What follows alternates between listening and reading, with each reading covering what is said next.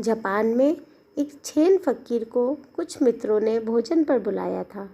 7वीं मंजिल के मकान पर भोजन कर रहे थे। अचानक भूकंप आ गया। सारा मकान कांपने लगा। भागे लोग। कोई 25 या 30 मित्र थे। सीढ़ियों पे भीड़ हो गई।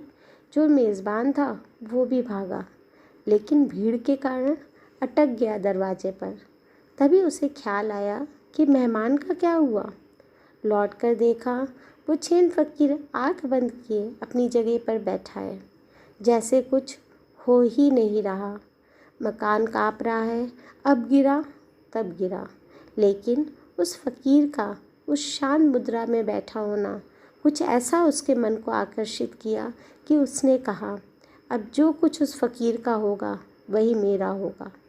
रुक गया।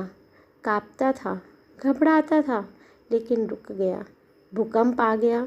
कोई भूकंप सदा तो रहते नहीं। फ़कीर ने आँख खोली। जहाँ से बात टूट गई थी, भूकंप के आने से वहीं से बात शुरू की। लेकिन मेज़बान ने कहा, मुझे क्षमा करें, मुझे अब याद ही नहीं कि हम क्या बात कर रहे थे। बीच में इतनी बड़ी घटना घट गई है कि सब अस्त व्यस्त हो गया। अब तो मुझे एक नया प्रश्न पूछना है। हम सब भागे, आप क्यों नहीं भागे? उस फ़कीर ने कहा, तुम गलत कहते हो। तुम भागे, मैं भी भागा। तुम बाहर की तरफ भागे, मैं अंदर की तरफ भागा। तुम्हारा भागना दिखाई पड़ता है, लेकिन तुम बाहर की तरफ भागे।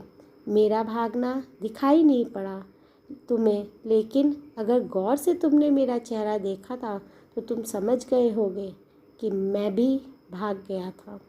मैं भी यहाँ था नहीं, मैं अपने भीतर था। और मैं तुमसे कहता हूँ कि मैं ही ठीक भागा, तुम गलत भागे। यहाँ भी भूकंप था और जहाँ तुम भाग रहे थे वहाँ भी भूकंप था। बाहर भागोगे तो भूकंप ही भूकंप है। मैं ऐसी जगह अपने भीतर भागा जहाँ कोई भूकंप कभी नहीं पहुँचता है। मैं वहाँ निश्चिंत था। मैं बैठ गया अपने भीतर जाके। अब बाहर जो होना है वो होगा।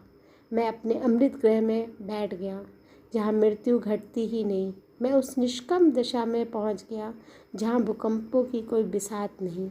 अगर तुम्हें बाहर का जोखिम दिखाई पड़ जाए तो तुम्हारे जीवन में अंतर यात्रा शुरू हो सकती है। संसार में जीने के 2 तरीके हैं। एक भौतिक वस्तुओं का सुख भोगते हुए जीना, दूसरा तरीका है आध्यात्मिक सुख भोगते हुए जीना।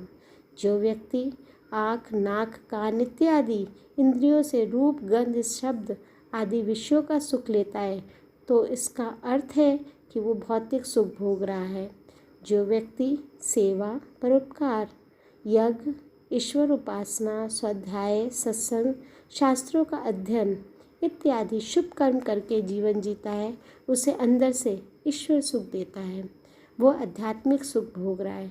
अगर आपको ये वीडियो पसंद आए तो आप इसे ज़्यादा से ज़्यादा लोगों तक शेयर करिए और हमारे चैनल को सब्सक्राइब करना नहीं भूलिए।